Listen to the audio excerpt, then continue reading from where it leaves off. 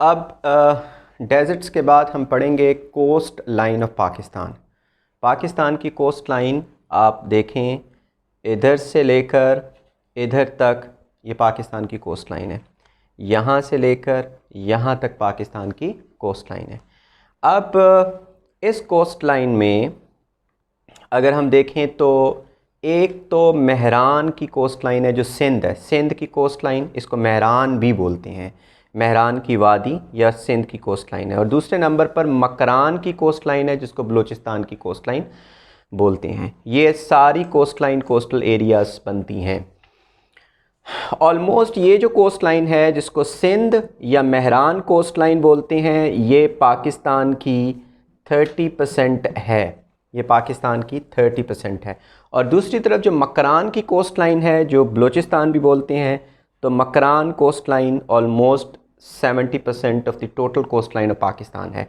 अब उसके बाद अगर देखें यहाँ पे मेरीन फ़िश कितनी पकड़ी जाती है इस कोस्ट लाइन के ऊपर, तो ऑलमोस्ट 68% सिंध कोस्ट लाइन के ऊपर, ये 2010 के डेटा के मुताबिक almost 68% of the total marine fish is caught on this coast which is also called Sindh coast because of Karachi, क्योंकि कराची यहाँ पे आबाद है, तो कराची की वजह से यहाँ पर बहुत सा, क्योंकि वहाँ पे फैसिलिटीज़ मौजूद हैं, पोर्ट है, और फैसिलिटीज़ का होना बहुत इम्पॉर्टेंट है मेरीन कैच के लिए, क्योंकि मेरीन जब आती है तो उसके लिए फ्रीजिंग फैसिलिटीज़ और उसके लिए पैकिंग और बहुत सारी दूसरी फैसिलिटीज़ का होना ज़रूरी है, अदरवाइज़ फ़िश जो है वो स्टेल हो जाती है, वो बासी हो जाती है।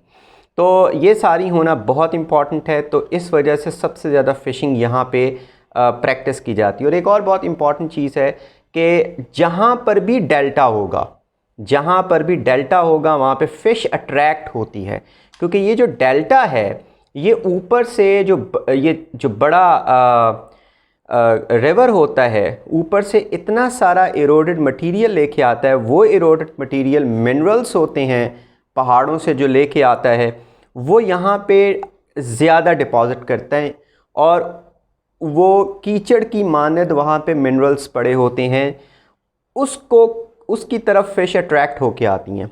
और उस मिनरल्स के ऊपर जो वहाँ पे अलूवियम होता है, उसके ऊपर फिर मैनग्रोव फॉरेस्ट्स भी उगते हैं, और मैनग्रोव फॉरेस्ट्स भी ब्रीडिंग और फीडिंग ग्राउंड है फ़िश के लिए। तो फ़िश हमेशा डेल्टा की तरफ अट्रैक्ट होती है, और जब फ़िश यहाँ पर आती है तो उसके पीछे बड़ी फ़िश और उसके पीछे शार्क्स और वेल्स भी आती हैं, और फ़िश यहाँ पे आके अंडे भी अपने देती हैं, और जिससे सैकड़ों और हज़ारों बच्चे निकलते हैं, और वो बच्चे और बहुत सारे मेरीन जो प्रेडेटर्स हैं उनको अट्रैक्ट करते हैं, इसलिए ये फ़िशिंग ग्राउंड बन जाता है।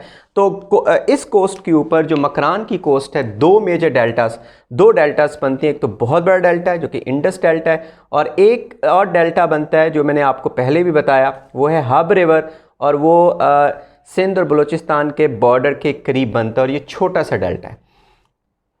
दो और रिवर्स जो मकरान कोस्ट के ऊपर नीचे आके पड़ते हैं, एक यहाँ से आता है जिसको बोलते हैं दश्त रिवर, क्योंकि ये इस दश्त से आता है, दश्त यानी इस एरिया से निकलता है जो डेजर्ट कंडीशंस हैं। और एक हंगोल रिवर है जो यहाँ पे आके गिरता है, और ये बहुत छोटे से रिवर्स हैं, ये इतने सिग्निफिकेंट नहीं है। ये हिंगोल और ये दश्त रिवर, हिंगोल और ये Dasht river, but they are not very important. यहाँ हब रिवर इज़ इम्पॉर्टेंट, जिसके ऊपर हब डैम भी मौजूद है, और ये इंडस डेल्टा दूसरा वाला है। अब अगर हम देखें तो ये जो मेरीन कोस्ट है, इसमें जो कैचिंग सीज़न जो नहीं होता वो कौन सा है, वो मूनसून का सीज़न है। मूनसून का जो सीज़न है उसमें ज़्यादातर जो फिशरमैन हैं, most importantly the subsistence farming जो करती हैं फ़िशिंग की, वो they do not go on the sea, because sea is mostly wild during monsoon season, and then this season is mostly the breeding ground और breeding season for the fish जो है अपने अंडे दे रही होती हैं, और उस वक़्त उनको पकड़ना उनकी सारी की सारी अफजाइश को ख़त्म करने के बराबर है। तो मानसून सीज़न जो है वो ब्रीडिंग ग्राउंड है फ़िश का, ब्रीडिंग ग्राउंड। और कैच जो है, मेरीन कैच, वो अक्सर इल्लीगल होती है। मेरीन कैच इज़ इलीगल होती है। एक और इलीगल चीज़ है जो कमर्शियल फ़िशिंग फार्मिंग के अंदर इस्तेमाल होती है, और वो कौन सी है? वो है इलीगल नेट। इलीगल नेट्स जो कि बड़ी बड़ी शिप्स जो हैं वो इस्तेमाल करती हैं। इसको गिल नेटर्स भी बोलते हैं। छोटे छोटे इसके अंदर सुराख होते हैं और उसमें बड़ी बड़ी फ़िश भी आती हैं, और छोटे छोटे उनके जो बच्चे हैं वो भी फ़िश उसके अंदर आ जाती हैं, और बाद में जो छोटी फ़िश हैं वो ज़ाया हो जाती हैं और बड़ी फ़िश को वो इस्तेमाल कर लेती हैं।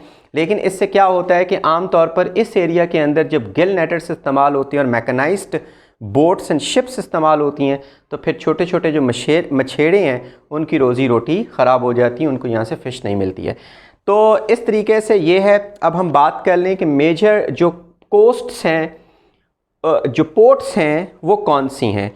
देखिए, एक तो कोस्ट मैंने बताई कराची। कराची के मुकाम पर कीमाड़ी या कराची पोर्ट बनाई थी, जो कि एक ही पोर्ट पाकिस्तान को मिली थी इंटरनेशनल स्टैंडर्ड की, जब ब्रिटिश से पाकिस्तान को आज़ादी मिली थी। ब्रिटिश इंडिया डिवाइड हुआ था, तो एक ये कराची के मुकाम पर, या इसको कहते हैं कीमाड़ी पोर्ट, और या इसको कराची पोर्ट भी बोलते हैं। कराची या फिर कीमाड़ी पोर्ट इसको बोलते हैं। फिर उसके बाद चाइना की मदद से हमने एक और पोर्ट बनाई जो बिन कासिम पोर्ट है, और वो ऑलमोस्ट इसके ईस्ट में है, इस साइड के ऊपर, तकरीबन इस साइड के ऊपर, जिस तरफ को रेड कलर का मैंने निशान लगाया। तो एक और पोर्ट, इसको बिन कासिम पोर्ट भी बोलते हैं। बिन कासिम पोर्ट भी इसको बोलते हैं। अब उसके बाद एक और पोर्ट बन रही है, आपको पता है, वो है गवादर में। इधर गवादर में एक और पोर्ट बन रही है, इसको कहते हैं गवादर पोर्ट, और ये डीप सी पोर्ट और बहुत बड़ी पोर्ट ये बनेगी, बल्कि काफ़ी हद तक इसके ऊपर काम मुकम्मल हो चुका हुआ है।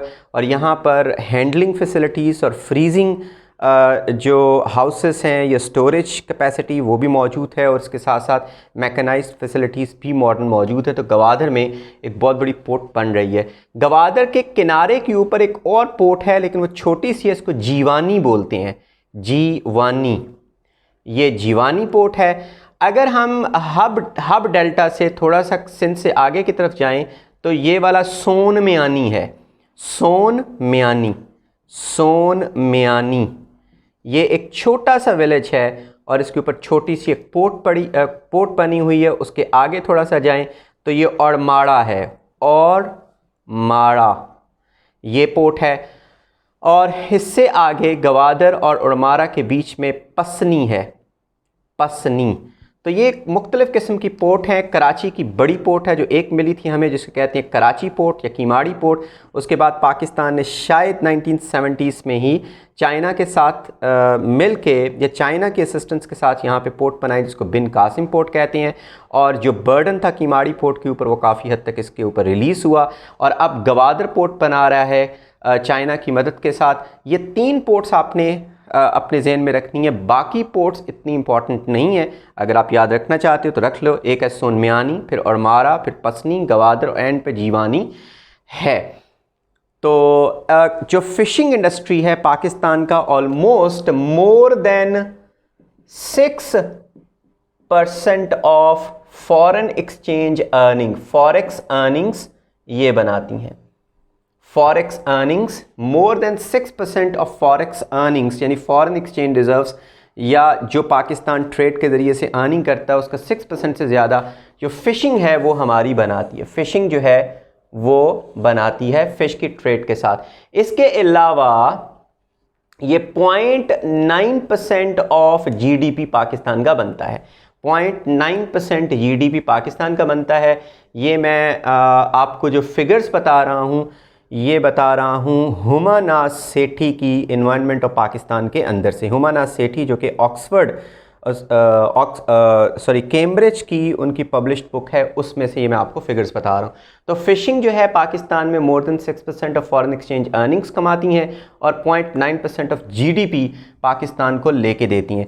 कोई ऑलमोस्ट 30 कंट्रीज़ हैं जो पाकिस्तान से फ़िश ख़रीदती हैं, और उसमें से जो टॉप की कंट्रीज़ हैं वो आपको बता देता हूँ। उसमें श्रीलंका बहुत सारी फ़िश जाती है, जापान बहुत सारी फ़िश जाती है, हांगकॉन्ग में फ़िश जाती है, कोरिया में हमारी फ़िश जाती है, और उसके अलावा अगर यूरोप की बात करें तो फ्रांस और ब्रिटेन में हमारी फ़िश जाती है। तो और इसके अलावा जो मकरान कोस्ट की 70% या इसके लगभग जो फ़िश है वो मिडल ईस्ट कंट्रीज़ में जाती है।